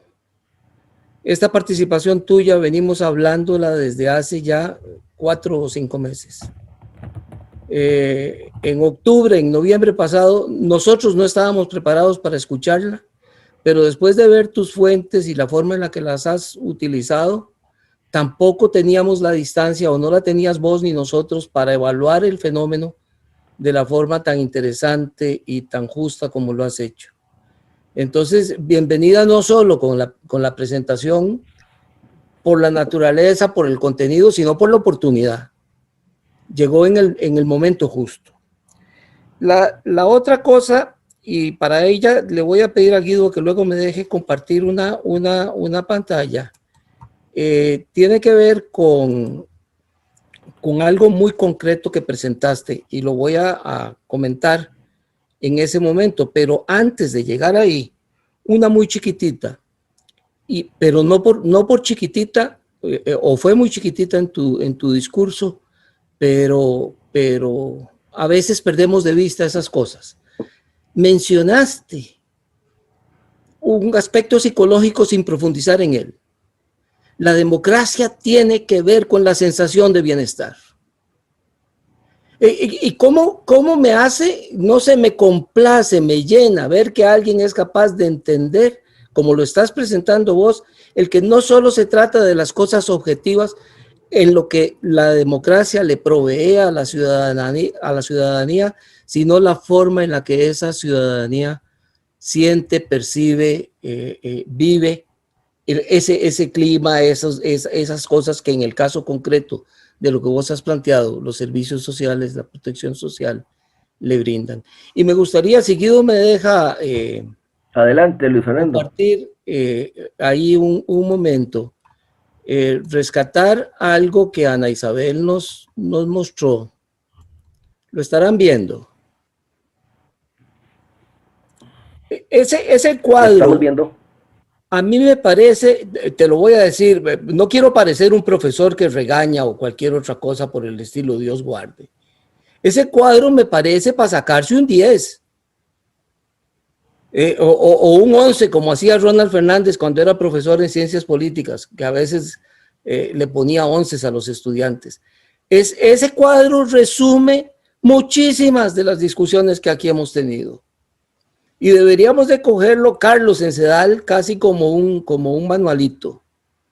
Me fascinó. Ojalá pudiéramos tener productos tan concretos, tan concisos, pero tan útiles como esta pequeña cosa que nos regalaste. Y bueno, con eso termino yo y sí me gustaría, no es necesario que hagas comentarios, pero que podamos más adelante poder avanzar en algunas de estas ideas. Gracias. Muchas gracias, Luis Fernando. A mí hay una cosa que permítame hacer un comentario muy breve. Es muy claro que con el tiempo, incluso en países de Europa, se desarticularon los programas sociales, y eso hoy Europa y obviamente América Latina lo está sintiendo, porque no tenían la fortaleza de enfrentar una amenaza del volumen que ha significado la pandemia.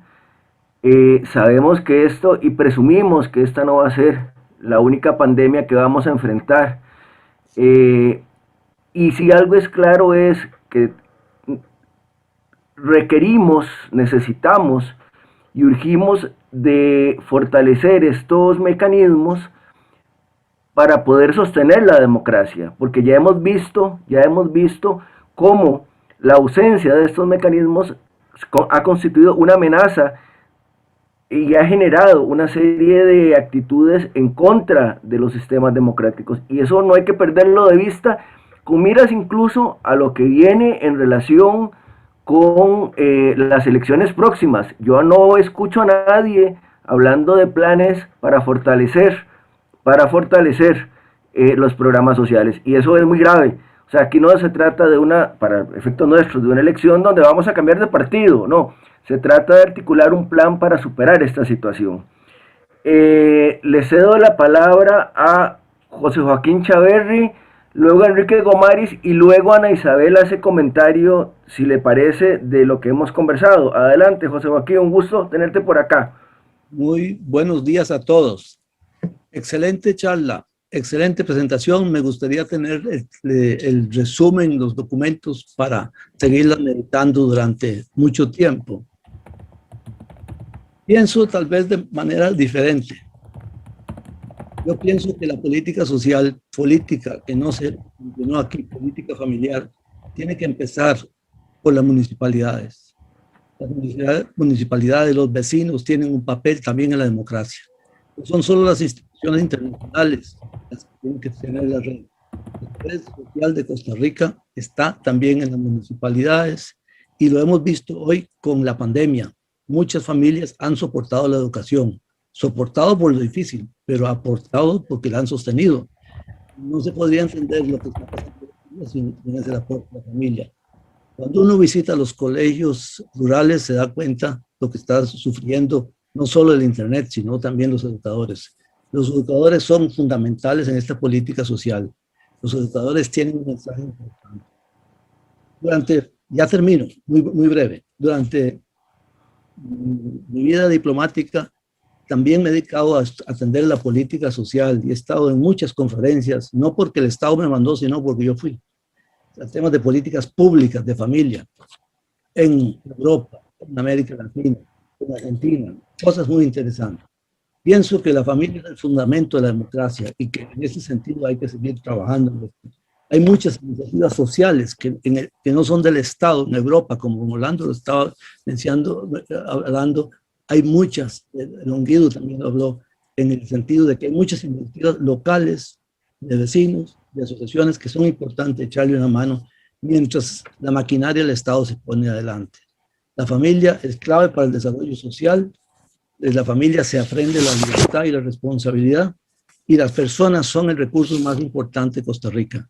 Ayer se dio un documento clave en Costa Rica, la baja de la población, el envejecimiento de población. El envejecimiento de la población es un tema de políticas públicas, también de familia de Estado. Muchas gracias y perdone la intervención. Muchas gracias, José Joaquín, de verdad muy amable por acompañarnos. Enrique. Sí, yo quisiera simplemente enfatizar las dos cosas que me parece que son centrales en la presentación excelente que ha hecho hoy Ana Isabel. Una es que hay que tener claro que se está hablando de un nuevo enfoque en la política social. O sea, no podemos seguir hablando de programas de política social, de cosas así. No. Estamos ante un cambio paradigmático y eso es importante que se tenga claro. Y quiero enfatizar el sentido de este cambio que hace la presentación de Ana. Y la otra cosa es,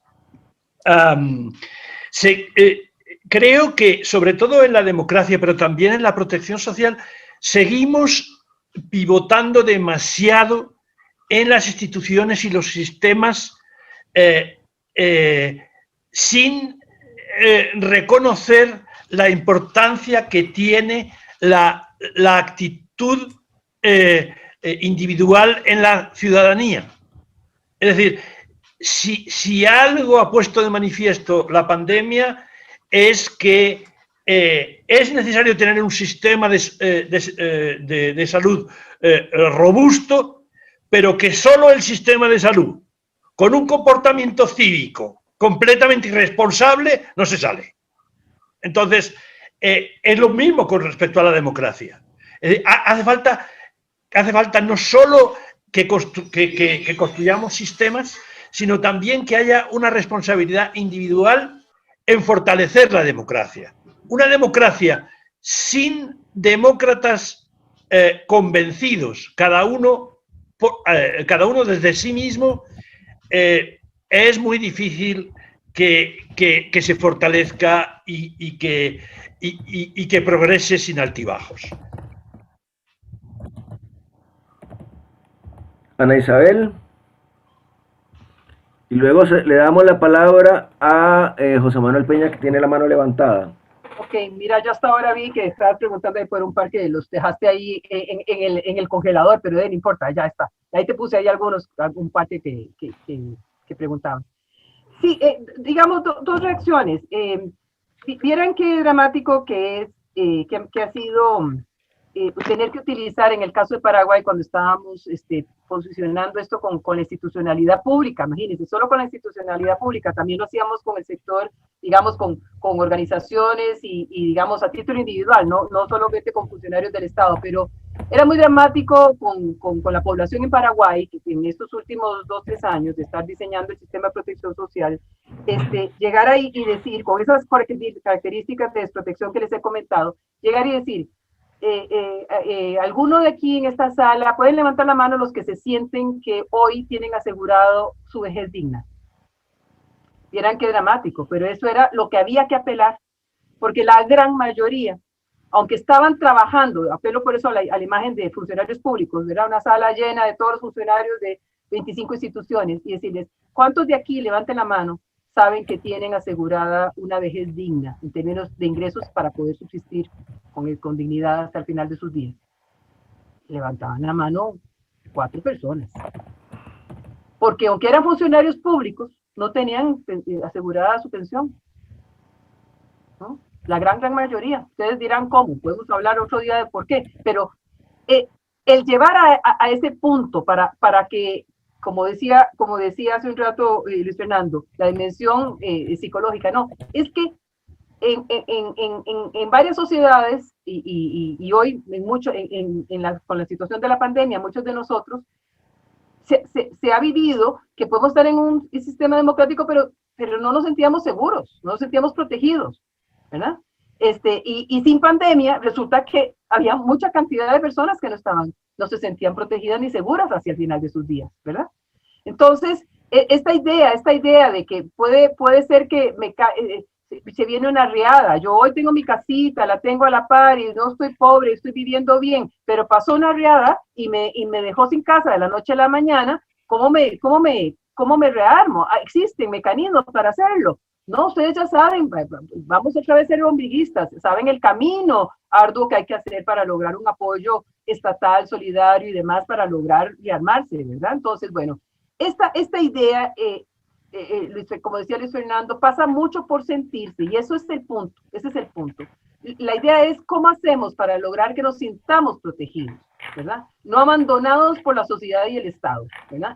Ante cualquier incluso adversidad, ¿verdad? Eso no habíamos alcanzado un punto alto en la región, que uno decía Cepal, lo pintaba claramente qué era lo que pasaba en términos de protección antes de la pandemia y durante la pandemia, lo que nos ha reventado, ¿verdad? Unos la están viviendo mejor que otros o menos peor que otros, pero eso es lo que pasaba. Entonces, claro que efectivamente pasa por la dimensión de la sensación. ¿Cuán protegido me siento yo? ¿Cuánto me creo que tengo un sistema de protección social? Y un poco a José Joaquín, agradecerle su intervención.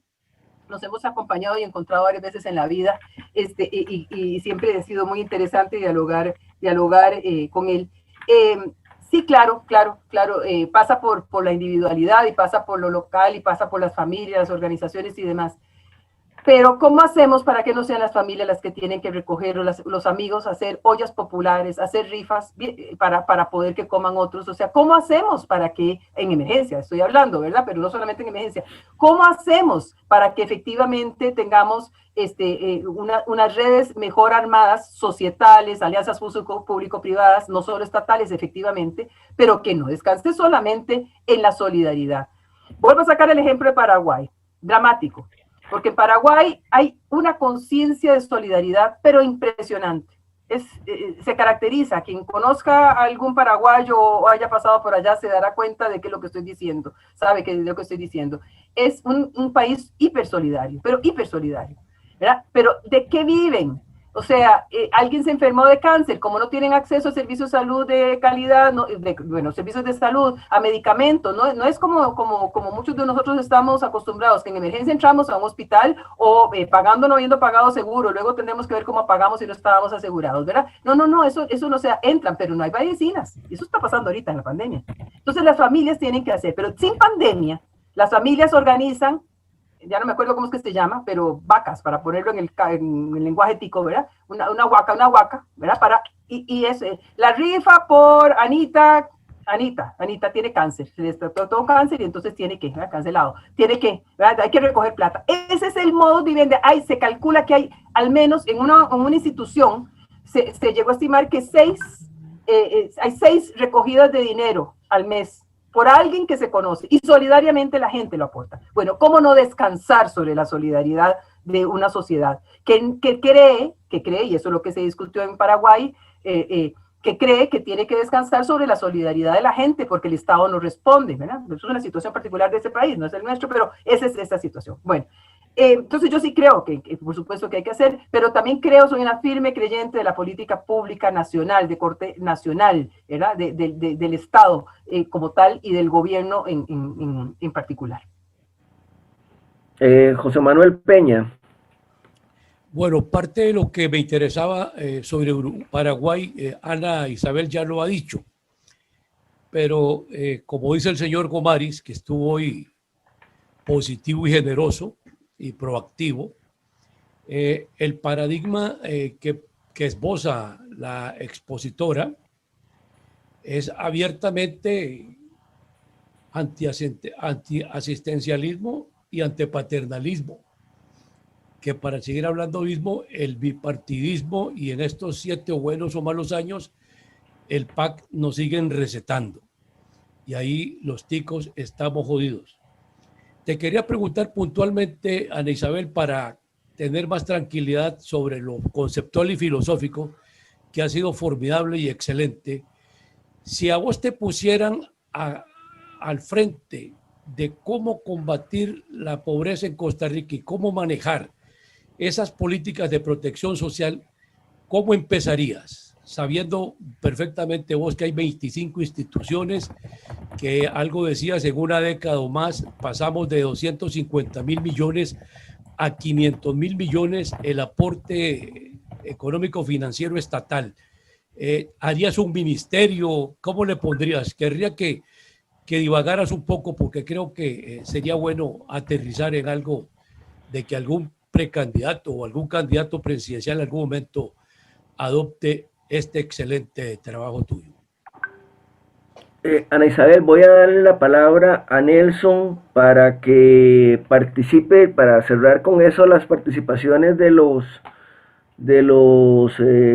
quienes nos acompañan, y luego te la doy a vos para que cerres, que te contestes, para que cerres, y luego para que cierre Carlos Rivera. Nelson, adelante. Muchas gracias, Viu. Buenas tardes, compañeros. Felicitar a CEDAL por esta oportunidad que nos brinda. Mi consulta es la siguiente. ¿Por qué cuesta tanto un sistema de apoyo social integral? En el entendido que también la gente necesita educación. Es muy fácil para las personas recibir ayuda económica, recibir alimentos, pero ese dinero que reciben, como dijo aquel, se lo gastan en confites. Yo considero que es muy importante lo que es la educación financiera, porque también muchas personas sufrieron en esta pandemia al no tener ahorros, no tener una inversión. Entonces sí considero muy importante y me gustaría conocer la opinión de la expositora al respecto. Muchas gracias. Ana Isabel, hay algunas preguntas también en el chat. Dice Eunice Simón, ¿cómo hacemos para que estos programas no se vuelvan un fin en sí mismo y más bien se convierta en un ancla para el desarrollo sostenible por la mentalidad que cultiva? ¿Sería posible que los programas tuvieran algún tipo de métrica de impacto relacionada con fondos invertidos? Eso me parece que es muy importante, porque no existe una evaluación de cuál es el impacto real, y eso nos decía Bernal Jiménez en algún momento, que era una de las grandes ausencias que tenía nuestro sistema, que no hay que a pesar de que la ley lo exige, no se aplican métricas de medición del impacto de los programas sociales. Adelante, Ana Isabel. Bueno, muchas cosas lindas que discutir. Vamos, no la vamos a tener tiempo, pero reacciono un poquito a la provocación de Peña, pero sería fantástico que tuviéramos un espacio para discutir eso en algún momento, porque hay distintas posiciones. Les puedo pasar, hubo una discusión sobre este tema en el foro Gerencia Social que hemos organizado, que organizamos ya hace unos años, sigue siendo válido hoy, por cierto que participó en ese momento quien era el presidente de Lima, luego pasó a ser ministro de Trabajo y hoy presidente de la República, justamente sobre los dilemas de la gobernanza y la desarticulación en el sector social. Entonces, hay propuestas concretas, Peña y compañeros, hay propuestas concretas, y también tiene que ver con la arquitectura. Y lo más dramático de esto, que lo tengo que decir, es que esto está propuesto y lo propusimos, me tocó a mí esa oportunidad de repensar y examinar qué era lo que estaba pasando, y ante la situación del diagnóstico, hacer la propuesta, forzados incluso por la Contraloría, pero no únicamente por ello, porque en el gobierno 2006, así llegamos el equipo social que llegó con esa, ¿qué es lo que está pasando? Que llevamos 20 años de que no logramos bajar la pobreza, tenemos esta batería sabemos que hay una batería, sabemos que hay, no se había hecho todavía el inventario, lo hacemos nosotros en ese momento, lo concluimos nosotros, se comenzó en el gobierno de Pacheco, tímidamente no salió a la luz, nosotros lo retomamos y lo sacamos. Esa radiografía de 44 programas sociales y más de 20 instituciones involucradas, la hacemos nosotros, o sea, en el año 2006, ¿ok? Y se hace la propuesta de cómo mejorar y avanzar hacia una visión sistémica y articulada de las políticas sociales universales y selectivas, pero sobre todo en el campo de la selectividad, en donde tenemos una desarticulación, una dispersión y demás. Toda la propuesta del CINERU actual, que nosotros lo llamamos el CIGIP y demás, todo eso salió de esa idea. La Contraloría lo pidió, la Contraloría la convencimos que esa era la ruta, lo viene diciendo en todos los informes de la Contraloría al Poder de la República Legislativo, en sus informes como órgano, ¿verdad?, del Poder Legislativo. Ya han pasado 3 administraciones y ahí estamos, ¿ok? Pero propuestas hay. En el campo de la arquitectura institucional, que no es lo que soluciona el asunto, pero hay propuestas concretas, hay al menos 4 posibilidades, yo me inclino por una de ellas, yo sí creo que hay que tener un ministerio rector, pero un ministerio con cartera. En los últimos gobiernos se habla de un Ministerio de Desarrollo, Inclusión Social y con otras denominaciones, cada gobierno le ha cambiado su nombre, de los últimos 3. No hay ministerio, es un ministro sin cartera, un presidente ejecutivo de Lima que lo nombra ministro sin cartera. ¿Qué tuvimos nosotros? Un ministro con cartera, aunque todavía no hay ley orgánica del Ministerio de Vivienda, que se le nombró rector del sector social y de lucha contra la pobreza, del sector vivienda, pero también del gran sector social y de lucha contra la pobreza, y con ese rector fue que construimos una nueva institucionalidad que fue un viceministerio con 39 plazas.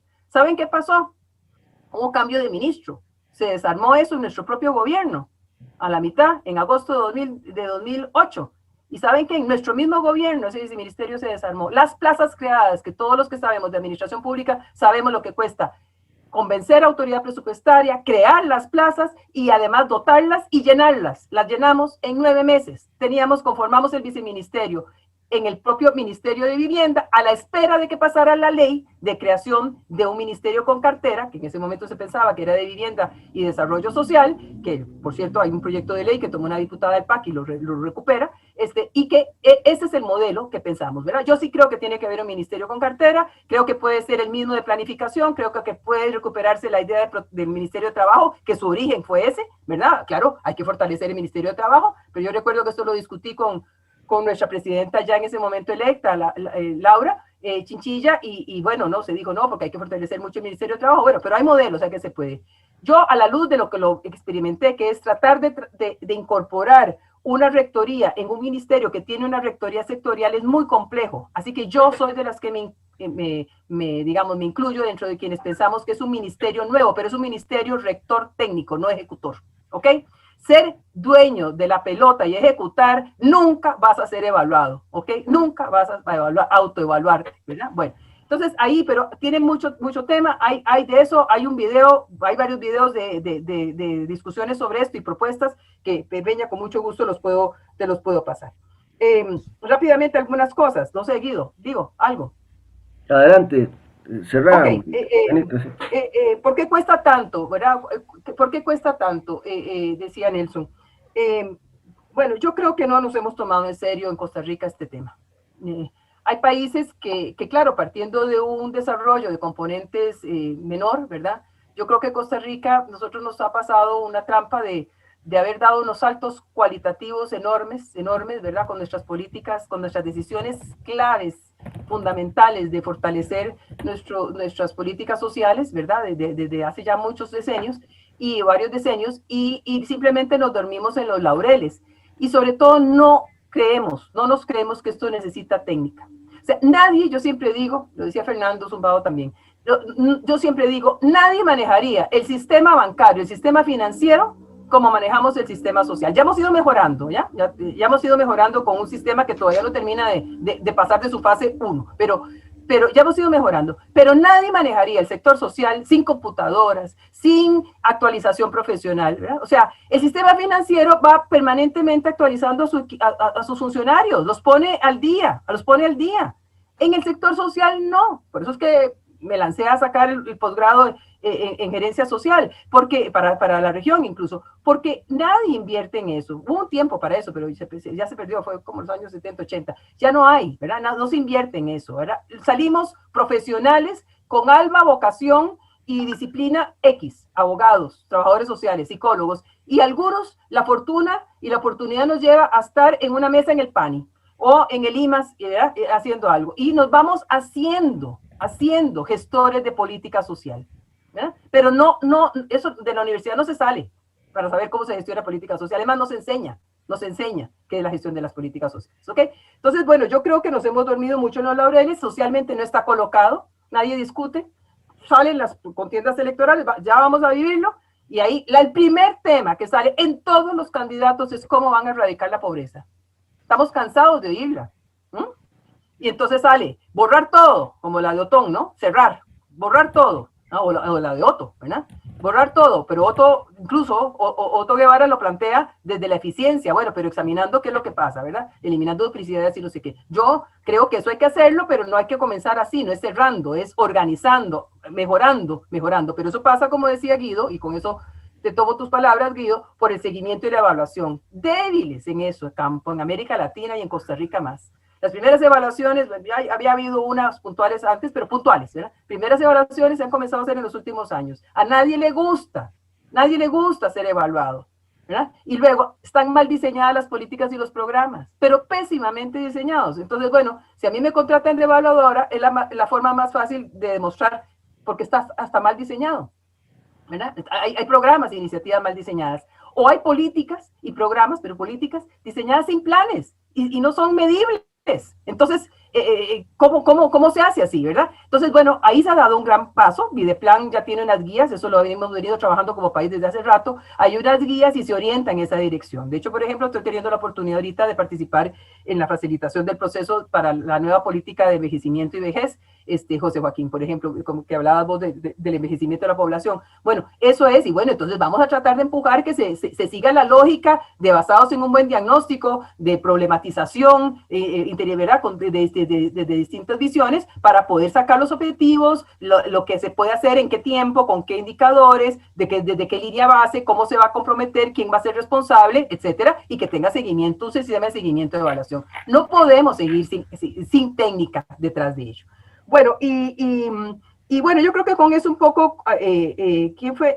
Eunice, que decía, ¿cómo convertirlo no en un fin y en un avance? Sí, se puede. Digamos que siempre habemos quienes decimos, hay programas seguramente que tienen que ser eternos, ¿verdad?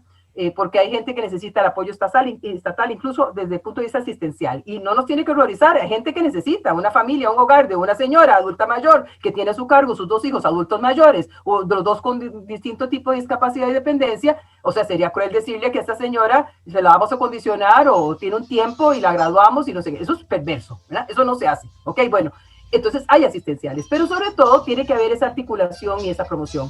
A ver, el éxito está en que se haga un programa que tiende a desaparecer, porque es tan exitoso que ya no tiene destinatarios, ¿verdad? Eso es como un poco como la idea, pero eso, digamos, hay que diseñarlo, hay que pensarlo. Y tenemos programas hoy que efectivamente lo que hay es gente trabajando en ellos, recibiendo una fila, sacando y sacando, atendiendo una fila que espera, y no necesariamente haciéndolo con el engranaje necesario y digamos virtuoso sobre todo, que tiene que ser para que ya no dejen de estar destinatarios de los programas sociales, sino que fuimos exitosos, ya no están, ¿no? Ya no están. Ya salió, ya se mueven solos esa familia, ese hogar. Esa no es la lógica que tenemos. Nos falta diseño, nos falta realmente tomárnoslo en serio, pero eso no es solamente de quienes tienen a cargo las políticas sociales y cada 4 años o ¿verdad? Cuando les corresponde. Eso es societalmente que nos lo tomemos en serio, que no lo tenemos, y 2, la clase política, sinceramente, nuestros candidatos usualmente no saben de esto, comienzan a leer más de cambio climático, para poner un ejemplo, y a ver qué es eso de cambio climático y qué que desde las políticas sociales. Lo que sale es erradicar la pobreza. ¿Cómo y cuándo? No lo sabemos, ¿ok? Ana Isabel, muchas gracias por tus palabras, gracias por tu presentación. Voy a imprimir en PDF la presentación, Ana Isabel, y me autorizas a compartírsela a algunas personas. Claro, Guido, la tengo ya en PDF, pero de la pasar la voz de una vez, por si acaso. Lo que digo para que no se te desarme, a veces cuando la pasa, la tengo en PDF, te la paso en PDF también. Ok, gracias. Muchas gracias. Tiene la palabra Carlos Rivera. Adelante, Carlos. Gracias, Guido. Ana Isabel, excelente. Muchas gracias. En realidad que ha sido una exposición que nos abre también, como todos los sábados, el abanico para las discusiones futuras. Pero ha sido extraordinaria. Muchas gracias.